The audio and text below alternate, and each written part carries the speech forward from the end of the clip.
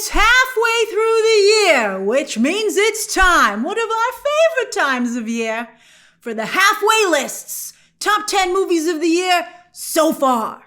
And of course, I know many of you are very interested to find out where Superman sits on my list. It's on there. You can tell from the poster frame. But where?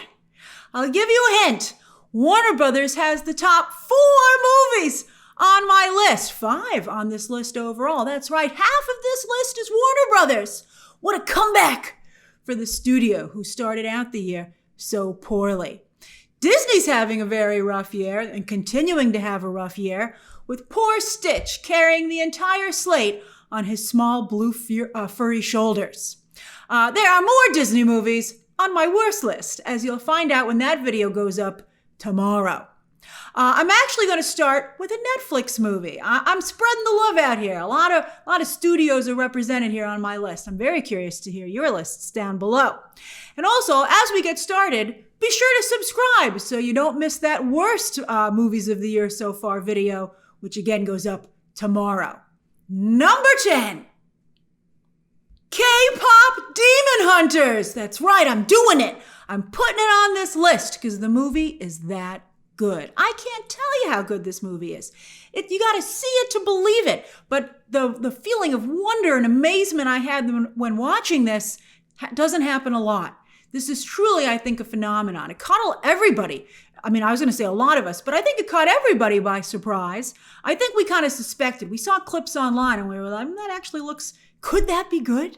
And we clicked on it and it was that good. I didn't get a chance to review it, and a lot of you wish that I would show it some love. So I'm very happy to include it here on this list. Oh, I hope you go watch it if you haven't. And if you have, well, why not go watch it again? All right, so when the trailer for Netflix's Frankenstein came out a few weeks ago, it brought up that debate that we keep having as to whether or not these amazing movies, well, some of them are amazing, but whether or not those ones should have a chance to shine in theaters. And that conversation has come up also with K-Pop Demon Hunters, with some people saying this should have gone to theaters. It's Sony Animation, which does the Spider-Verse movies, and those, well, the first one only did not so great in theaters, but it won an Oscar, and the second one really blew up. It's interesting. We'll see what happens with, they haven't announced a sequel yet for K-Pop Demon Hunters. But, one of the things I think is, I don't know if K-Pop Demon Hunters would have done as well if it had come out in theaters. As I said, it was a real leap of faith to try this movie out. And I think it's an easier leap to make if you can just click on it. I got one of my friends to watch it, and she compared it to High School Musical, which also started out on the small screen before eventually moving up to leveling up to the multiplex. So, the second Spider-Verse was a big deal. High School Musical eventually got to theaters. Maybe the second K-Pop Demon Hunters will go to theaters. But I don't know if this is something for theaters, because I think, part of the fun was, the first time I watched it was in the middle of the day, just lounging around, watching it on TV. It was fantastic in that regard. And I was able to watch it multiple times. I watched it twice the weekend it dropped, and I wouldn't have been able to do that if it was in theaters. It's also doing extremely well as an album, on the music charts. And also the songs are, as they say in the movie, addictive. I have listened to Soda Pop a lot of times. I've watched the clip on social media. That's, by the way, the number that convinced me to watch the movie. It's really good. I love also that the 3 female leads are both cool and funny, beautiful, but not afraid to be silly. I love their facial expressions. It's so great. They just did a wonderful job. It makes them feel like real women without sacrificing the fun of still being girly girls. I love it. I was also talking to someone else about this, and we think this is so much better than like the Disney princess idea. I love this. I think it's great. Plus, South Korea's influence on global pop culture continues to grow, now moving even into animation. On that note, the animation here is incredible. This is from Sony, but still, and I'm sure people of all ages are enjoying K-Pop Demon Hunters, but it's a very exciting development for adult animation moving further into the mainstream in the West. And I think will help set the stage for the upcoming Airbender movies that Paramount will be releasing in theaters. Oh, that's exciting. This is much better to come off of than that god-awful War of the Rohirrim movie. Number 9. Companion. Such a good movie. And it's about something that's happening right now because AI is advancing at an alarming rate. And it's seeping into every corner of our lives, including personal relationships, with already stories and documentaries popping up about people who are entering into relationships with AI, romantic relationships in the digital space. But how soon before that crosses over into the physical space? I mean, companion, the concept of companion, this movie, might not be that far off, which I think is one of the most interesting and, crazy things about it. But as the movie points out, if relationships with a human are difficult, what makes you think it's going to be any easier with a robot, especially if that robot is programmed to have human emotions at any level? It's a very interesting movie. And Companion isn't just a fascinating look at potential digital consumer-driven relationships, but also how when a man, in this case, well, they explore a lot of different types of relationships. But when, for instance, a man is given a woman who is he considers subhuman, that just increases the toxicity that we see in a lot of, relationships. And this movie underscores that beautifully. It's so good. But it's not just, a movie with commentary about relationships, but it's also a really good thriller with tons of twists and turns, many of which I didn't see coming. And I love when a movie can surprise me. A lot of people felt the trailer gave too much away, but I think if it didn't give that away, nobody would have gone to see it. And I think that the movie had so much else still in store that it was fantastic. And the cast, Sophie Thatcher, she is definitely on the way up. Well, Jack Quaid, like his dad, is very good at playing a smarmy bad guy, but also a good guy over on The Boys. His star also is on the rise. He's one of the good Nepo babies. And of course, this also features one of my favorite comedic actors, Harvey Guillen. I love that guy. This is just one of those really smart movies that Hollywood comes out with every once in a while that showcases where we're potentially headed in society, both in terms of social norms and technology. It's like a Terminator movie. They even have an ode to the Terminator, but for dating. Number 8, and that's it's interesting. That's kind of, Megan wanted to be an ode to Terminator. But I think Megan was that's interesting. I think Megan was maybe a little bit too silly, although they both, I think, actually ended up opening somewhere around the same. Maybe people don't want this kind of a take on Terminator. This one's very good. Number 8, Thunderbolts. This is Disney's movie on the list. The characters here are all so charming, and the character development is fantastic. If only the movie had more action. Isn't this a superhero movie? And isn't this your big May release? What the heck? And if it had only been billed as New Avengers from the beginning, this film was the victim of a very odd marketing campaign from Marvel. They're like, let's, it was so weird, especially because it all hinged on people being surprised. And yet this leaked as soon as the movie hit any country. Like the first country it hit, bam, this reveal was online. So you're like, what was the point of that? Why would you, hold this movie back for like no return? It was really ridiculous. And then also when they did officially reveal it, a lot of people who hadn't heard about it on social media lost interest because they felt the end of the movie had been ruined. So it was just a mess. We talk about a bad trailer or a misleading trailer hurting a movie. This was where the publicity departments, broke new ground, unfortunately. We were worried about Sentry, but he turned out great. Better than great. If only he had another action scene, because the one he has is fantastic. And Yelena fans were thrilled to see that she not only could lead a team, but a movie. She's so good here. Florence Pugh. Pew, pew, pew, indeed. But can she? The box office is real bad for this movie, coming in under Captain America 4. One of Marvel's worst performing films. The only thing saving it from being branded the new Quantumania is that everyone who did see it loves the film so much and just hasn't had the heart to do that. They're like, but it was good. And it's on digital now where it's number 1. Maybe people will discover it down the line. Marvel really has lost the faith, the trust of audiences. And they're not willing to give Marvel a try until it's at a lower price point right now. But Thunderbolts, thankfully, as those people discover it, is still the best Marvel movie in a minute. in a few minutes.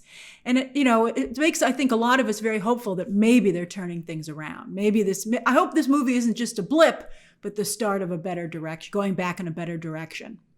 I know I'm being kind of negative about Thunderbolts on a best list, and it is on the best list, but I'm just so frustrated that it's only really half a movie. Because if it had been a full movie, with them being the new Avengers for the whole second half, or at least the third act of the film, I think it would have performed as it should have. Number 7.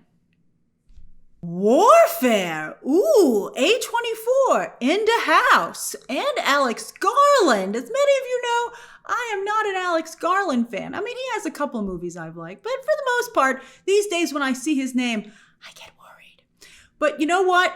I loved this movie, and I think it's because it's not 100% Alex Garland. This is, in fact, something he co-wrote and co-directed with Ray Mendoza, who's a real-life soldier who actually lived through this attack that is documented in this movie. Not only is Warfare an incredibly faithful depiction of modern warfare from an action and weapons standpoint, but it also depicts some timeless truths about warfare. That soldiers are usually very young and forced to grow up fast. I mean, the professionalism of the young soldiers here is incredible. Really an amazing thing to see. And the movie does a great job of still reminding you of how young they actually are. The opening of this movie, oh my gosh, it was so good. And that they have their orders, often without context or getting a say in what they're being asked to do. Remember in the first Wonder Woman movie, the good one, when Diana was appalled to learn that generals today, or in that case, I think it was like the 1940s, right? But back then even, no longer accompanied their troops into battle. They used to be on the front lines with them. And Warfare really drives home that point, that to the brass, soldiers are just pieces on a board, which sometimes you see from like the overhead, computer graphics of them tracking the soldiers. But on the ground, they're very much human beings. On that note, some people were worried that this movie would be propaganda for the military, for the U.S. military. But I think that it points out that everybody just finds themselves sucked in to what, the powers that be, these decisions that they're making, and everyone else is just, stuck having to go through that, and I think this depicted that extremely well. It's a startlingly, I think, realistic, matter-of-fact movie about the realities of war. I think it's a very good movie. Plus, it's a who's who of up-and-coming actors. I hope everybody here goes on to have great careers. A lot of great talent here. Particularly, I want to point out Cosmo Jarvis, proving himself yet again after Shogun. He's not a one-hit wonder. And then also Defera Wunatai as Ray Mendoza. I don't think he got enough attention for this movie. He's really phenomenal here. Number 6, The Materialists. Oh my goodness, A24 again. A24 is no stranger to other people's top 10 lists, but it is to mine. It's interesting. A24 is putting their business hat on and trying to get a little more commercial. They're like, maybe we could even make some money. They're very good at winning awards, but maybe they could get some green to go with their gold.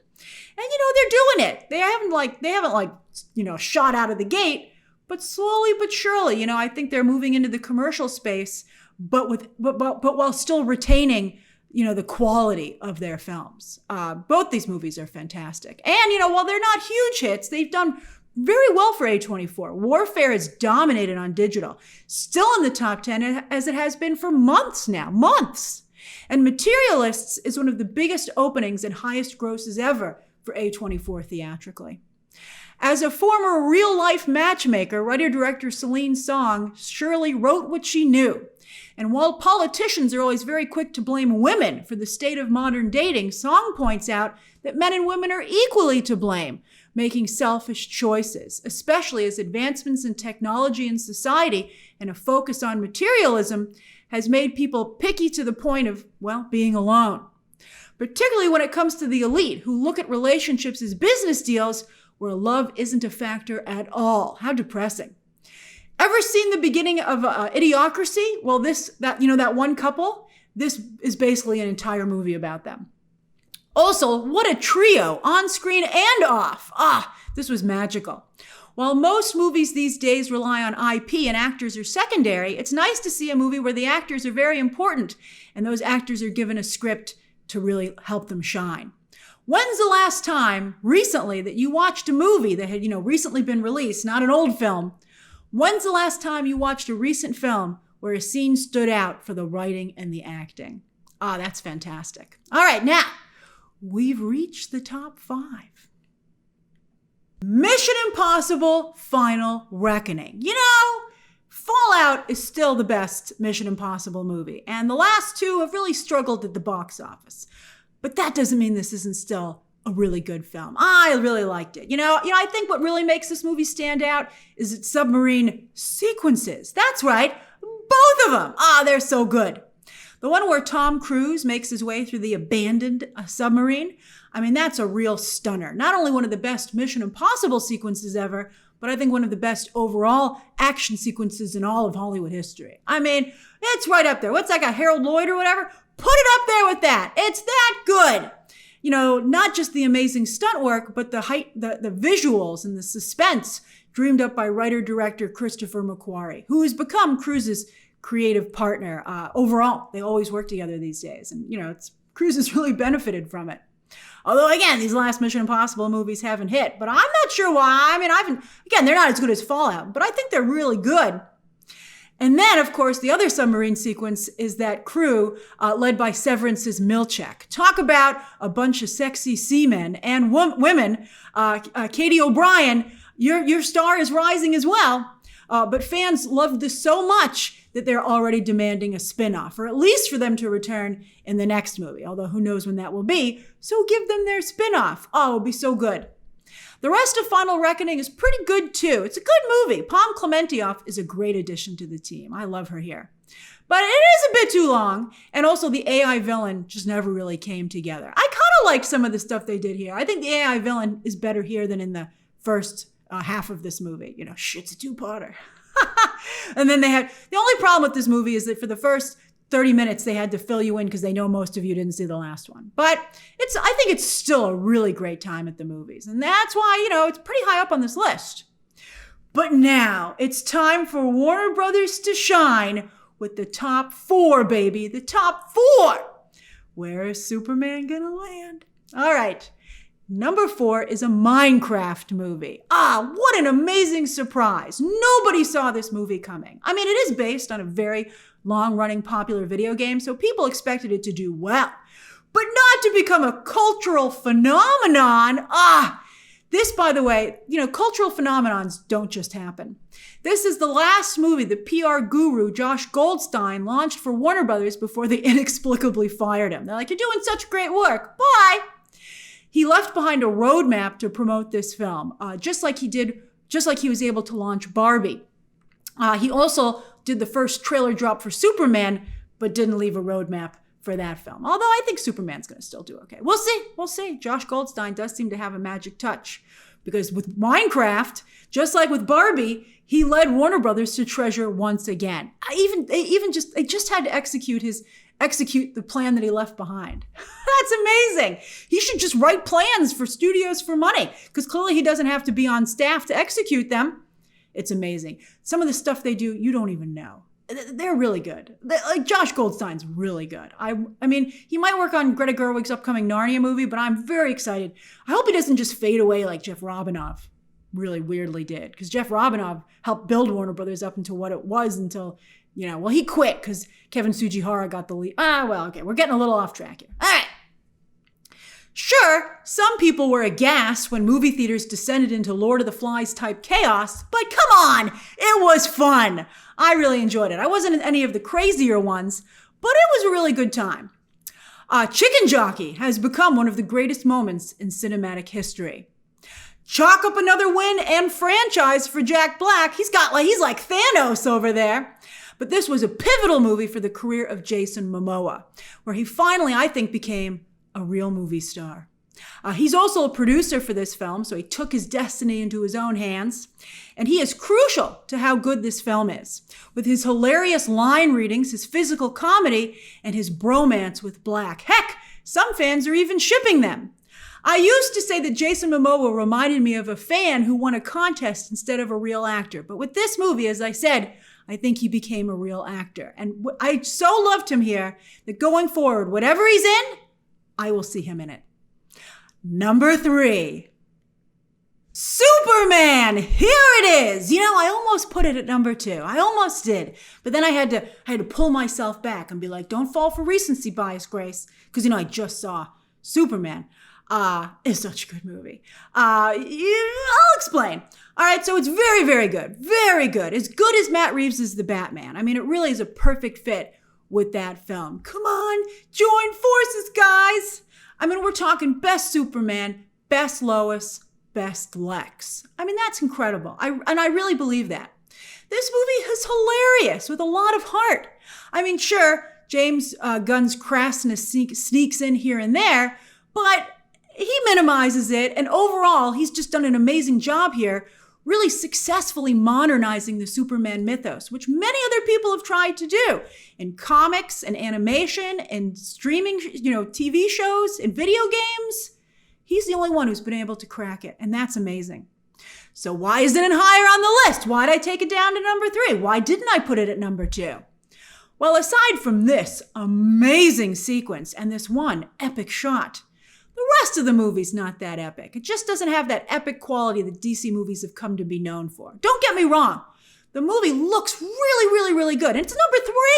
It's number 3. That's very high up on my list. But what really made me put it here is that it doesn't look as good as the 2 movies above it. I mean, it's close, but it doesn't look as good as the 2 movies above it.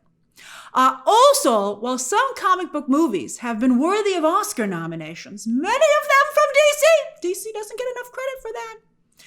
This movie isn't one of them. I don't see Superman getting any Oscar nominations, but it's still an incredible movie, a very good movie. As I said in my review, which is up now, the best Superman movie and the best James Gunn movie to date. Number 2. F1, the movie. I know some of you might be a little bummed Superman is below this, but once you've seen both movies, you'll be like, what a great year for film from Warner Brothers. And, this movie does deserve to be just a little bit above Superman, because when that Hans Zimmer score, particularly that F1 track, kicks in while we're flying around the training facility, it's just movie magic. That is incredible. That's just a level of artistry. Oh my gosh. Not to say James Gunn won't eventually get there. I mean, Joseph Kosinski, he's made some really good movies. He's made some really bad movies, but he's made some good movies at this point, and I still think this is his best work yet. F1 might not be based on a historic IP like Superman, and racing movies always have a tough time at the box office. But really, this is a work of art, and people are realizing that. Word of mouth for this film is phenomenal. Oh my gosh. I'm very excited. I'm very excited to see where it ends up at the box office by the end of its run. And I think it'll explode. I mean, let's just see. I think this one, just like they do a ridiculous number of laps in F1 racing, I'm like 24 hours of driving. They take turns. But wow. I think it's going to be that kind of a marathon for this movie too. I hope it is. Already though, people are going back to see it again and again, back-to-back weekends, because they want to see it again. They want to upgrade their experience. If they didn't see it on a premium screen first, they want to go back to see it in a premium screen, or maybe try 4DX.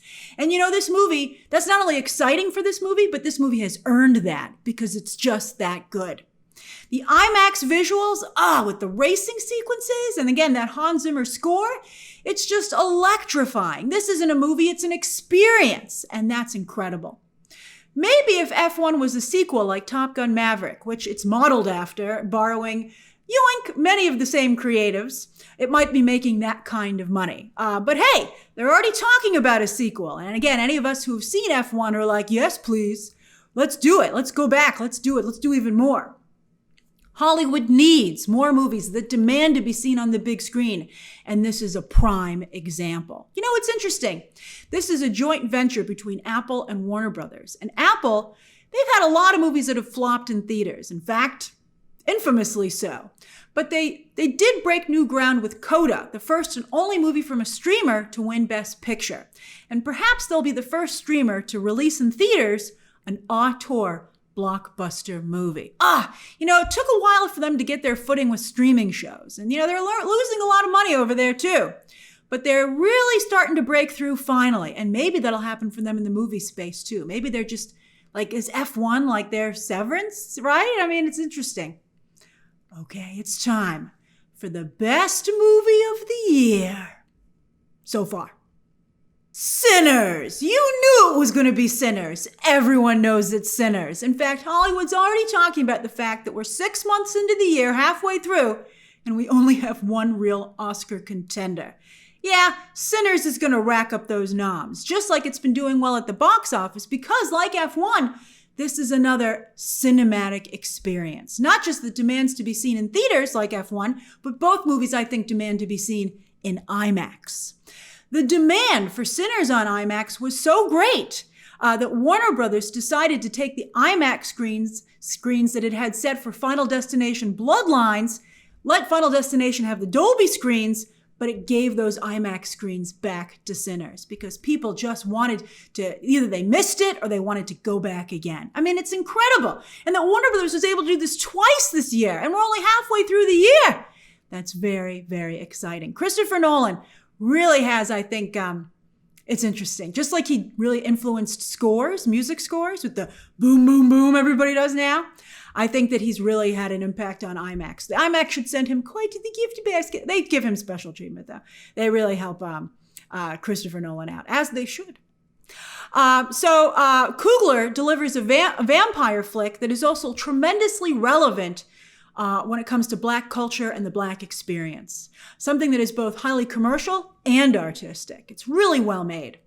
When you watch that transformative musical number in the middle of the movie, you know you're watching something truly special. It really takes your breath away. It's amazing. And it's so fresh and new, right? I mean, a lot of times these days, some stuff comes across as derivative, but Coogler is able to deliver stuff where you're like, wow, that is fresh and new. And Coogler made one of Hollywood's best deals of all time, where the rights to the movie will return back to him from Warner Brothers, go back to him and his family after 25 years. A deal he deserves after his success with Black Panther. And he's going back to make Black Panther 3. We're all excited. He's been partners since the very beginning with Michael B. Jordan, and they are quickly becoming bigger and bigger, not just in Hollywood today, but I think they're securing their spot in Hollywood history. It's very exciting. If Sinners can sweep nominations at the Oscars and also get a lot of wins like Oppenheimer did, you know, again, Christopher Nolan, who obviously has been very inspirational to Ryan Coogler, although to Ryan Coogler's credit, he's still very much retaining his own identity. You know, I've accused some other filmmakers of copying Nolan, but I wouldn't put Coogler in that category. He's very unique, but I think he's smart enough to see some things that, you know, that Nolan's doing right. And I think there's a chance that Sinners could be this year's Oppenheimer. That would be very exciting. And if it accomplishes that, Black talent will reach even higher heights, new heights in Hollywood. Because, you know, a lot of Black directors have been nominated for Best Director, but not one has ever won. And it could be Ryan Coogler. I'd love to see him with that trophy in just a couple of months. We'll see. Okay, so those are my top 10 movies of 2025 so far. And I'm very excited to hear your thoughts on my list and your own lists down below. Also, do you think Sinners can go all the way? Fingers crossed, there's 6 months to go. We'll see what contenders arise. Okay, again, share your thoughts down below, subscribe today, and of course, as always, you can check out some more videos right now.